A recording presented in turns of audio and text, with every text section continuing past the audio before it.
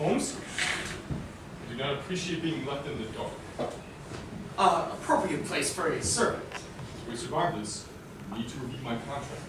Watson, I want you as far away from me as possible once the Queen and her guards arrive.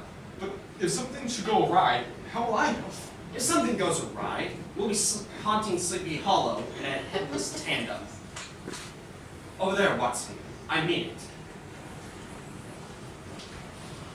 Her illustrious and most magnificent and always benevolent royal majesty.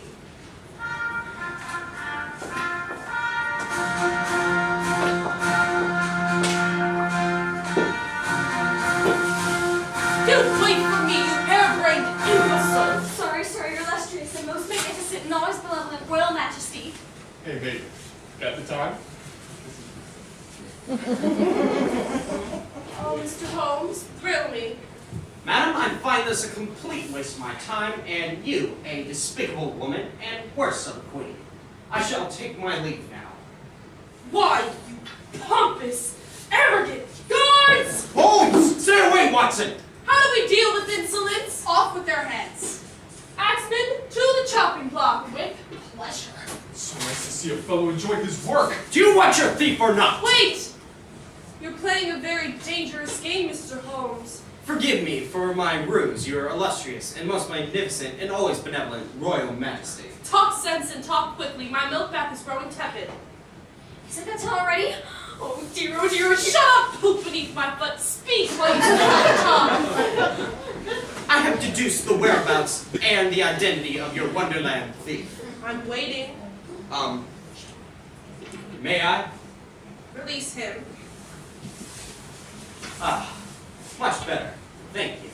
To begin with, the items that were stolen were found missing and are obviously vital to Wonderland, continuing to exist as Wonderland. And this is the reason why you called upon the services of Dr. Watson and I.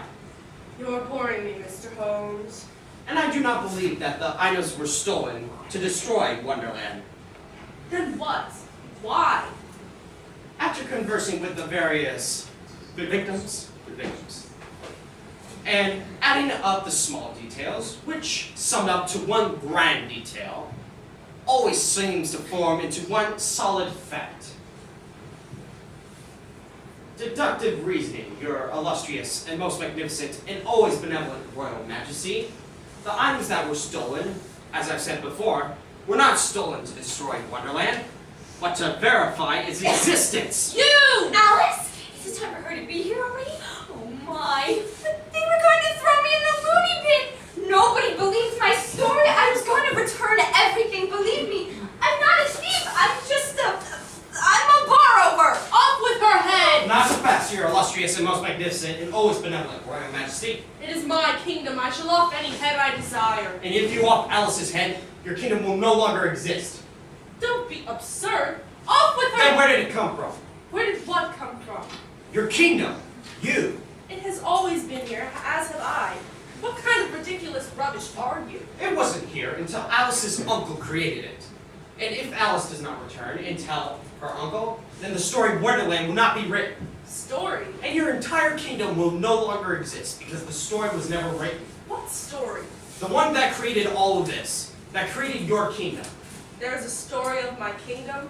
Oh, yes. Alice in Wonderland is a very famous story. Famous? Very famous and very popular. Famous and popular, you say? Extremely. So, am I in this story? Why, yes. Yes, you are. And I must say, you, your illustrious and most magnificent and always benevolent royal majesty, are the heart of it. The heart, hey, you don't say. The very heart. Then why is it called Alice in Wonderland and not Queen of Hearts in Wonderland? Because it is Alice who comes to Wonderland and meets you. Thus, by calling it the Queen of Hearts in Wonderland, will give away your grand and exciting entrance into the story. Ah, yes. It gives my entrance more power. Exactly. I do so love power. And I must remind you, your illustrious and most magnificent and always benevolent royal majesty, if Alice does not return and tell her uncle, then there is no story. No story, no Wonderland.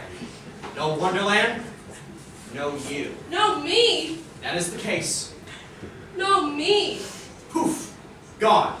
Keenan and all. And you, my friend, would just be the lingering odor of bad breath. No me! Well, I suppose we can't have that now, can we? And I certainly wouldn't want to go destroying a famous story, especially one that I'm a part of. I should think not. Very well. Alice may keep her head, but the stolen items cannot leave Wonderland and they must be returned. But you're going to throw me in the loony bin! They even have fitted me for a straitjacket. So sorry, not. But I have to bring back proof! My dear girl, you have your proof. What? But how? It's standing right before you. Mr. Sherlock Holmes and I will certainly verify your story. No one will throw you in the loony bin, Alice. They already have a padded cell prepared for me. Did you only borrow the 4 items? A very plain one, no windows. Not even one painting. Alice, you'll be safe. Did you only borrow the White Rabbit's pocket watch, the Mad Hatter's hat, the Caterpillar's hookah, and the Cheshire Cat's grin? Yes? I congratulate you on your choices. Thank you. And I must say, those are very critical to the story. I know. And stealing the Cheshire Cat's grin, wonderfully diabolical. Well, thank you. It's quite easy, actually. Oh, please, where are they, you little witch? Alice, where are the stolen, borrowed items? Where are they hidden? They're in the stump by the White Knight's cottage. You and you go to the stump and return those items to their owners. Back to the palace, everyone! You are free to go. Get out of Wonderland now. It's been a long trip. What? Not even a thank you? It's best we keep our heads, eh, old boy? Did you know, Holmes, that it was Alice? Once we first arrived, I noticed something strange about the way the guards were standing. I couldn't quite put my thumb on it, thus the challenge to the queen. I had to see all the guards with their swords pointed out. Only one pointed in the manner of a right-handed person, with the left arm forward. So the power of their lunge will be made with the right hand. The one who didn't is left-handed. Thus everything fell into place. Alice is winding up the White Rabbit's pocket watch backwards. By allowing her to wind it, the rabbit had to unclasp it from the connecting chain and hand it to her. But being concerned of her damaging it, the rabbit quickly retrieved it and carelessly slid it back into his pocket. Without reattaching the chain. Exactly, which made it most accessible to the inexperienced of pickpockets. I'd never picked a pocket before. It was quite thrilling if I do say so myself. Her chair at the Mad Hatter's tea party, placed on a corner that is with wooden bump elbows. It's so very annoying when your cup is constantly being bumped and nudged. Bumped and nudged! You spill more than you sip. What of the caterpillar? Smoke enough hookah and anyone will doze off. Nothing to do with being left-handed. All she had to do was wait for the right moment. The caterpillar snores like an elephant, and I thought my uncle was terrible. And by the marching by the sniffing Cheshire Cat, it would have been her left hand that was free to grab the grin. By waiting at the end of the column, getting her sword in her right hand, leaving her left hand the most dexterity free to swoosh. Now she has the 4 collaborating items to collaborate her wild tale, which to some unimaginative folks is not fathomable. Had 4 items. I'm trusting you, Mr. Holmes, and you, Dr. Watson. I would go crazy in a loony bin. I would pull out my hair. I would chew my fingernails down to the quick. But Holmes, one small, however, I do feel somewhat vital point. Alice's uncle has already written the story. Otherwise, none of this would exist now. Have you forgotten what the White Rabbit said about reading? Nobody nobody in Wonderland can read. I believe our gracious hostess needs something added to her list of accolades. Dumb as a lump of coal. You are illustrious and most magnificent and always benevolent, dumb as a lump of coal, Royal Majesty! Does have a certain ring to it.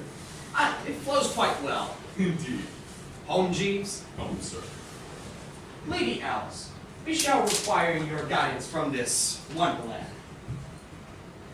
No loony bins? Nada. No straitjackets. Not in your future. But I see many more adventures in your future. Adventures? Really? Like what, Mr. Holmes? If you shall lead the way, I shall enlighten you. Okay, well, it may be a bit messy, and we'll have to do some climbing. Me and Watson have scaled many a mountain before. Eh, Watson? Watson? What's wrong? It's just a caterpillar. And your wait to get back into shape. That'll be a difficult feat. No worries, Watson. The caterpillar has many feet. Holmes, did you just make a pun? I believe I did. A rather feeble one, but at least you made the attempt. With your tutorage, old boy, I shall improve. I'm sure you will, my dear Holmes. I'm sure you will.